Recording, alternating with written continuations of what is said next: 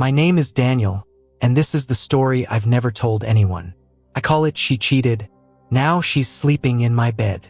I've always thought of myself as a reasonable man. Practical, level-headed. A guy who understands that people are messy, that love is complicated, and that sometimes things just don't work out the way you want. But this story, it shattered all those ideas in a way I wasn't ready for. It began 6 months ago. I was working late one night at the advertising agency where I'd been a senior strategist for 4 years. The office was mostly empty, the hum of computers the only thing keeping me company. I glanced at my phone and saw a text from Emily, my girlfriend of 3 years. "Can we talk when you get home? It's important." My heart sank. That tone wasn't usual. I left the office, mind swirling with worry. Emily and I had our issues, sure. Our relationship had become a fragile balancing act between my long hours, her career as a graphic designer, and the quiet tensions between our families. But cheating? That wasn't on my radar. Not ever. When I got home, Emily was sitting on the couch, eyes red but composed. She looked up when I walked in. "We need to be honest with each other," she said, voice trembling. "I'm listening." She took a deep breath, and the words fell like stones between us. "I've been seeing someone else." For a moment, the world went silent. I felt the room tilt, the floor drop away beneath me. She explained. He was someone from her art class, a coworker, someone who made her feel alive again, someone she hadn't planned to fall for, but did, and she hated herself for it. I wanted to scream, to run, to make it all stop, but instead, I just sat there, numb. What followed was a storm, days of silence, arguments that left scars deeper than I expected. Yet, beneath it all, there was something stubborn inside me that refused to let go. I wasn't ready to give up on us, not yet. And then, just last night, everything got twisted in a way I never saw coming. Emily showed up at my apartment after work. She was soaked from the rain, her hair plastered to her face. She didn't say much. She just looked exhausted and broken. "I don't have anywhere else to go," she whispered. "Can I stay here? Just for tonight?" My head told me no. She betrayed me, shattered my trust, but my heart, it whispered something else. So here she is, asleep in my bed. The same bed we once shared dreams and laughter in. The woman who cheated, yet somehow the only one I want beside me right now. As I watch her breathe softly, I'm caught in a nightmare and a dream all at once. How did it come to this? How can love survive betrayal? There's a storm outside, but inside me, the real tempest is just beginning. The rain drummed steadily against the window pane, matching the chaotic rhythm pounding inside my chest. I sat on the edge of the bed, staring at Emily's sleeping form, feeling a twisted cocktail of anger, confusion, and something resembling sorrow. It's strange how betrayal fractures everything but never quite disappears overnight. I thought back to the first time we met, back when love was an uncomplicated, dazzling thing. She was laughing over coffee at a small cafe downtown, her eyes bright with that fiery mix of passion and vulnerability. I was instantly drawn to her. Emily had a way of pulling people in without trying, like a magnetic force that was impossible to resist. That was before the late-night work calls, before the silent dinners, before the walls we both built around ourselves. Now, I could barely reconcile the woman in my bed with the one who told me, without blinking, that she cheated on me. The next morning was cold and tense.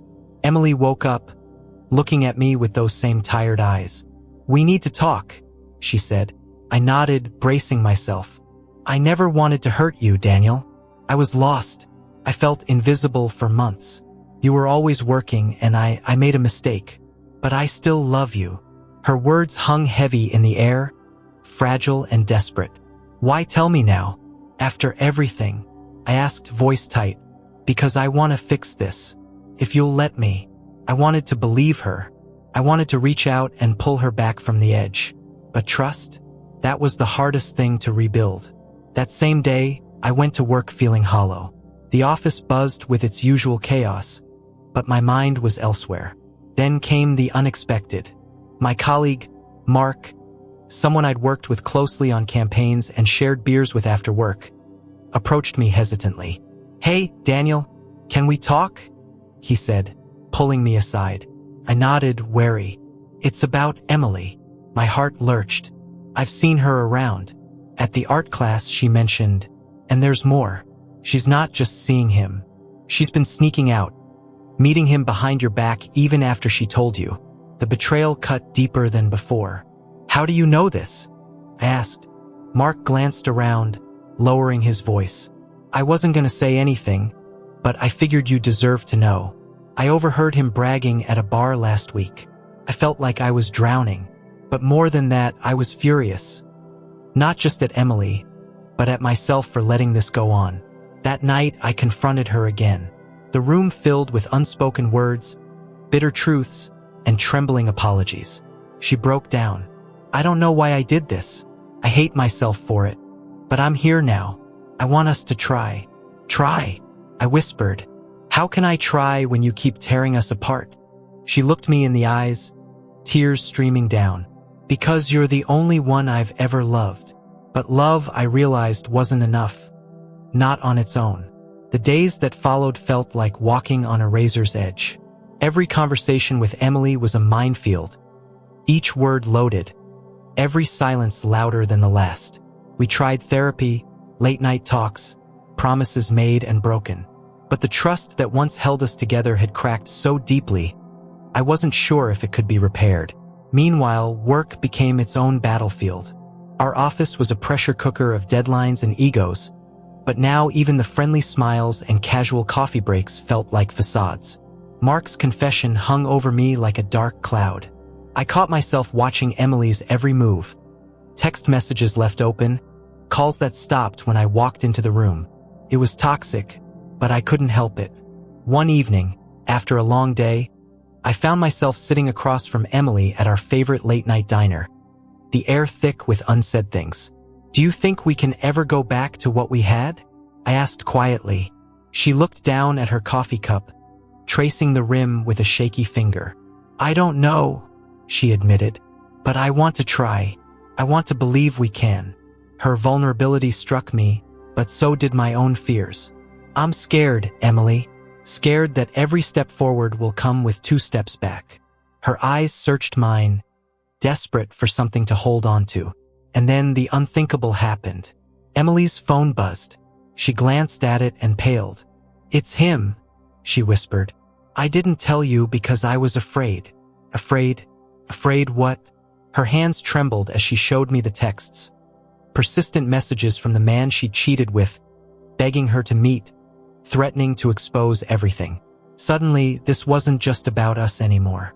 It was a mess spilling into every corner of our lives.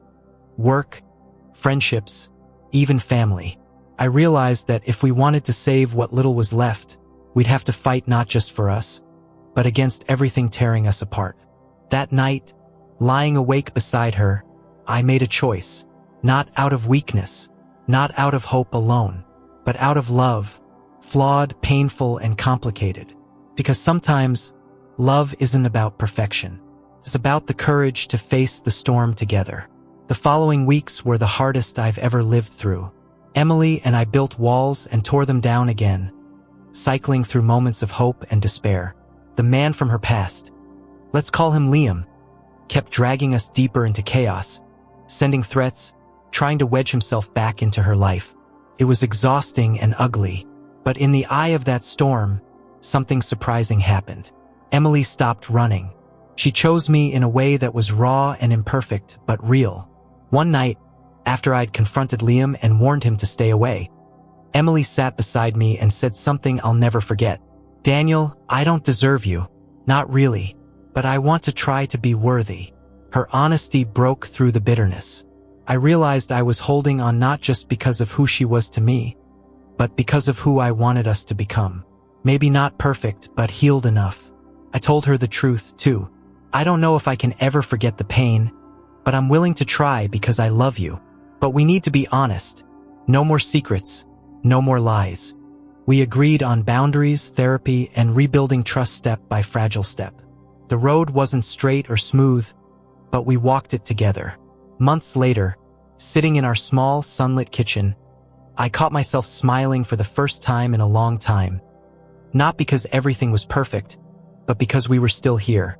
Here's the thing about love and betrayal. Sometimes, the hardest wounds carve out the deepest places in your heart to hold something new, something stronger. This story I've never told anyone is not just about pain or betrayal. It's about the messy, beautiful complexity of love, the way it can break you and, if you're lucky, help you rebuild yourself. If there's one thing I've learned, it's this: trust isn't given, it's earned. Every day, in every choice. And sometimes, forgiveness isn't about forgetting. It's about deciding that the love you have now is more important than the hurt from before. So here I am, telling you this story at last, hoping it reminds you that even when everything feels broken, there's still a chance for healing, if you're brave enough to try.